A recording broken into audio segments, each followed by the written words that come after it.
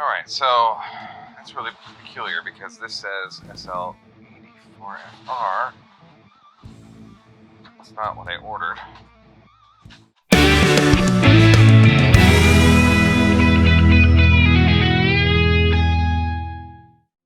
Okay, I just got my shipment notification that my new guitar is here. Ooh. I love new guitar day. Let's go ahead and take this one inside. Welcome back to the 11th Fret, everybody. My name is Chris. Thank you guys so much for coming on back. Today, I am going to have a little bit of fun. I have given you a couple slick reviews so far, and I love those guitars. But those guitars have been in my possession for a couple of years at least, and I thought I would try something different. Well, maybe sort of something different. I ordered the same thing, sort of. So what I decided to order from Guitar Fetish this time through was the SL54T.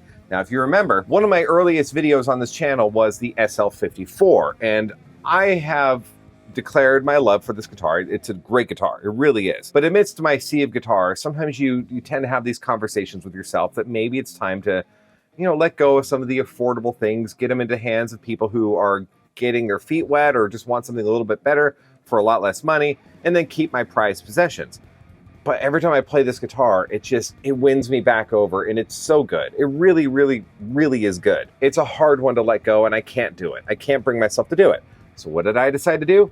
Add to the collection. I tend to gravitate towards white guitars. So I ordered the Slick SL54T. Same guitar as the black one, but only in white, and with a tremolo. Now granted, yeah, I could have ordered another Slick guitar, another model, perhaps, but I'm just so drawn to this SL54 that I had to get another SL54, except the T, because they don't make the regular SL54 anymore with a wrap tail brass bridge. This one has a tremolo. So I've got it right here, and we're going to give it a good old unboxing. So this thing is still taped up from the factory. I ripped my label off, and then, yeah, it's, I don't know, the box made it okay. It's here.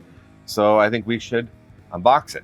All right, so here's the box here. Label's missing, blah, blah, blah, blah, blah, but it does say it's 25 pounds. That checks out because slicks tend to be a little bit heavy. I like that, but not everybody's into it. So let's go ahead and cut this open. I always love new guitar day, if I can say that correctly. There we go. I got this camera right in front. That's weird.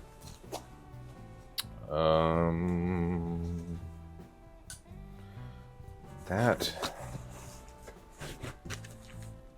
is not okay. What's that? Ugh. Okay.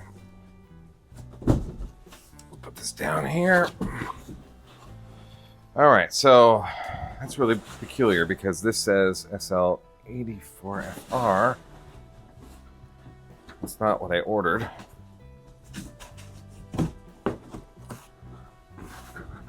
Go ahead and unbox this here. Okay. Yeah, this is the two humbuckers. So mine is supposed to be like this, just one humbucker with a trim. Right? Right? Pretty sure. So we got the stuff here. Whammy bar, wrenches, all that good stuff. Planes flying overhead. Gotta love that airport being right by the house. Okay, here we go. Slick. All right. So we got the Slick headstock here. Yay. Okay. Locking nut. That's. I didn't think Slick made a guitar with a locking nut. I meant to look at the website. That's whoa.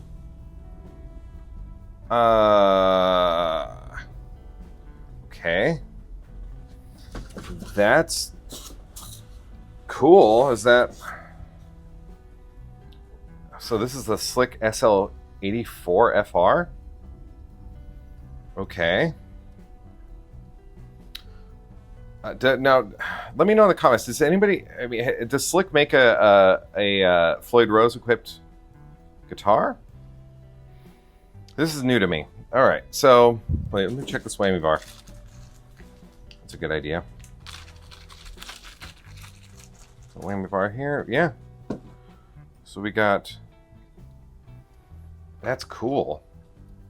I'm not a big Floyd Rose player, I'll be honest. If, you know, when we get to the playing demo, you're gonna laugh at how terrible I am at the Floyd Rose. Okay, so we got a Floyd Rose Slick. That's new.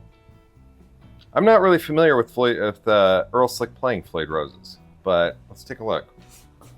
So, look at the back here. We got all the plastics on here still. Probably peel that off in a moment. Made in China. Just your standard tuning keys here.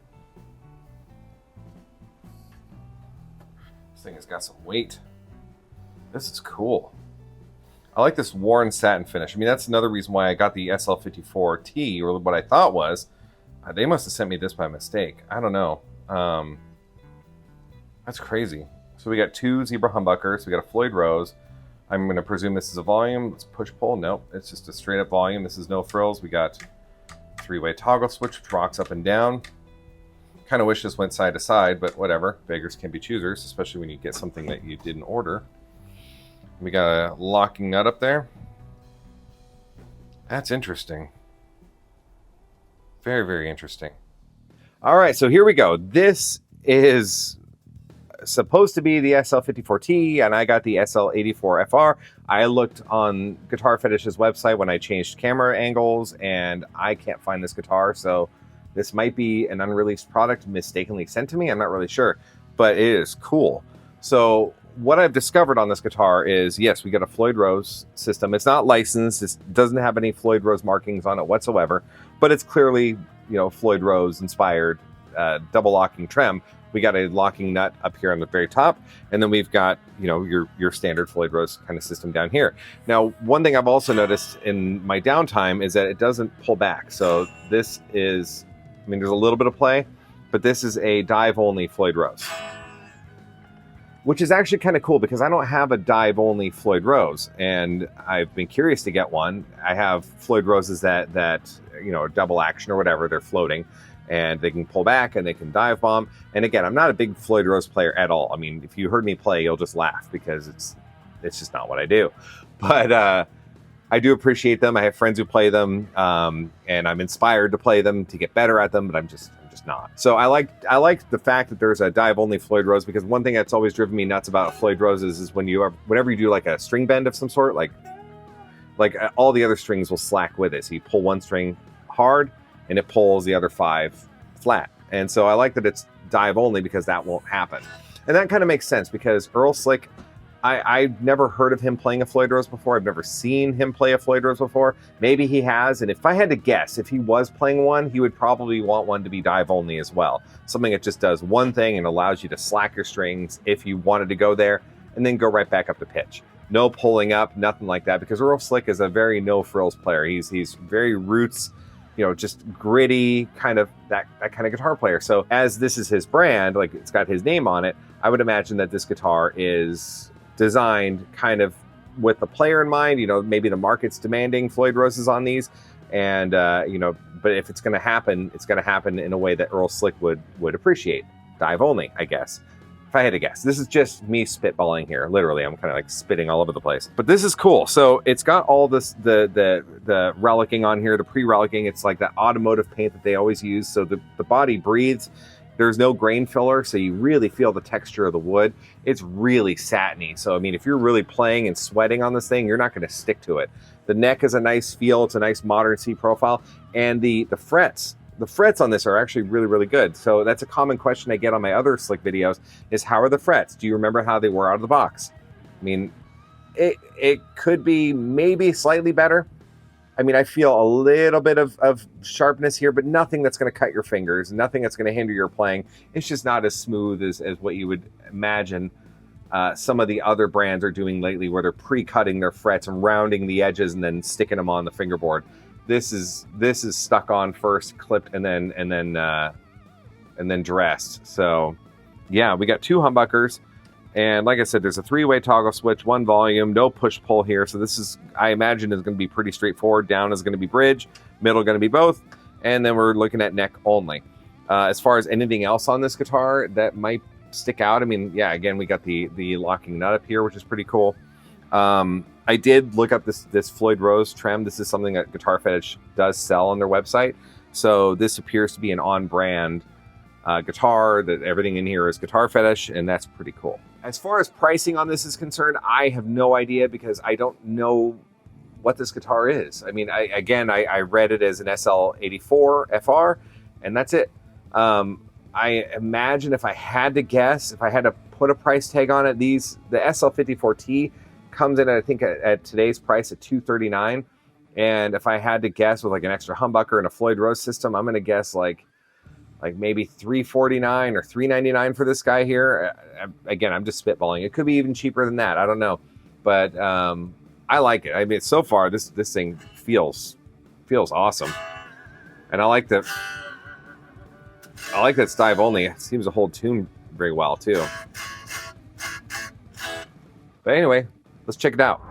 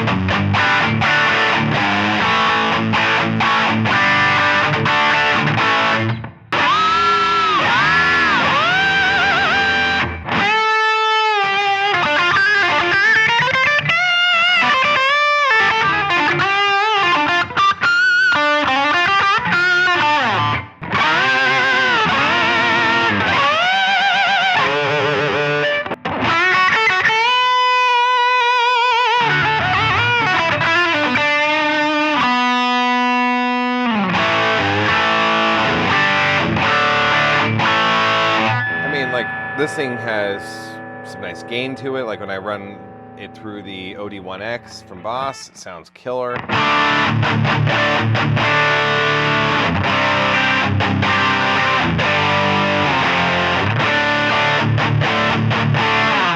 mean, this thing, I think this is kind of a winner.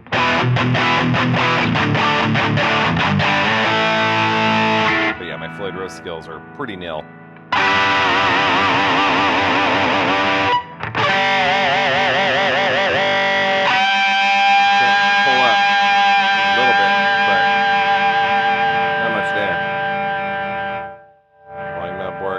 Sounds pretty good though.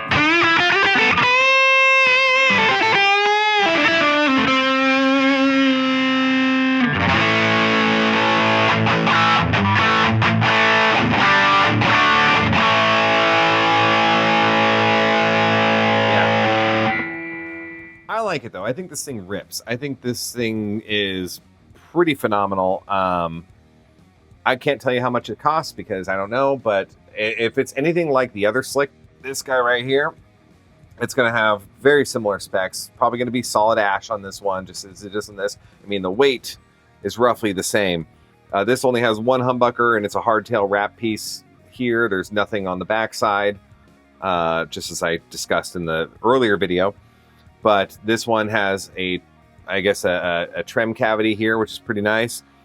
Three-way toggle switch. I mean, I already went over the specs. I'm just kind of beside myself right now. This is interesting. I don't know what to say. If you guys got one of these, let me know in the comments as well. I don't know if this is something that was limited release. I don't know. I don't know much about this, but I like it. Now, what's interesting about this guitar to me, too, is how clean the Floyd Rose looks in comparison to the rest of the body. But I have another slick behind me that I have yet to review. It's the SL85, which is kind of the same thing. They came with the GF-Trons or Filtertron in a Telecaster body.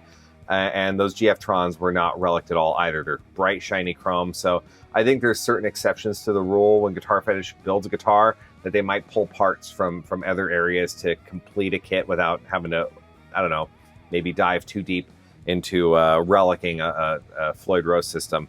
But I like it. I think this is a win.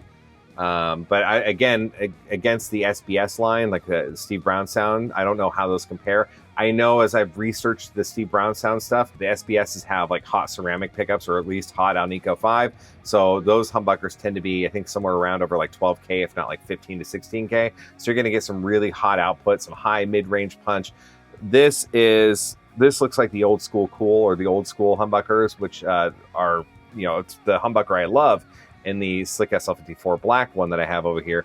And that's the reason why I wanted to come back to get another Slick SL54T to get the tremolo function with the old school humbucker. Because I'm able to get like this really, really raunchy tone, like kind of classic 80s hard rock tones with like a lower output PAF style humbucker through a high gain amplifier. That's my style. I like that. I'm not big into hot output or high output humbuckers, with the exception of like the Seymour Duncan JB.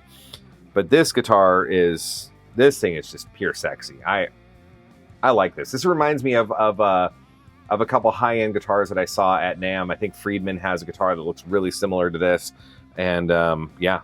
So to wrap this one all up here, I like to have to say, if you see these on the market, I would highly suggest you pick one up. I think these are a win, but I have some news to share with you as well.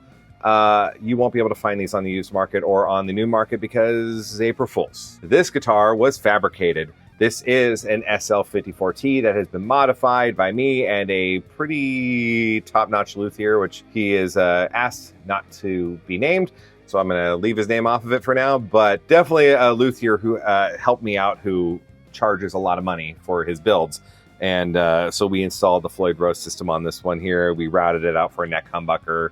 We installed the three-way toggle switch here, the locking nut, and I'll cover all that in a future video. But you will not find this guitar on Guitar Fetish's website. I did, however, email Guitar Fetish about this very idea years ago, and they fired back saying it was a good idea, but they're probably not going to ever be able to do it because Earl Slick is not, as I mentioned earlier, a Floyd Rose user. I thought it was kind of a lost thing because I thought this would be a great guitar with a Floyd Rose. This reminds me of some higher-end guitars that are cost like around like $3,500, $4,000 for something of this caliber, and I figured I could build one of these. Why not? Just get the SL54T, take out the trem, put in a Floyd Rose, but it came with some challenges, and I'll share that in a future video as well. But yeah, this guitar is pretty awesome. It's been set up, intonated. This thing is righteous. I repacked it carefully, as careful as I could. If you let me know in the comments where I made a mistake, I'd be kind of excited to hear that one. I'm sure I made a couple mistakes here and there. If Guitar Fetish is watching this one, though, like seriously, talk to Earl Slick. This is a winner of a guitar. I think if you guys did one of these with a Floyd Rose that was dive only, so it would be kind of on par with, like, or if Earl Slick had a Floyd Rose ever in his career, he would probably have appreciated a dive only Floyd Rose.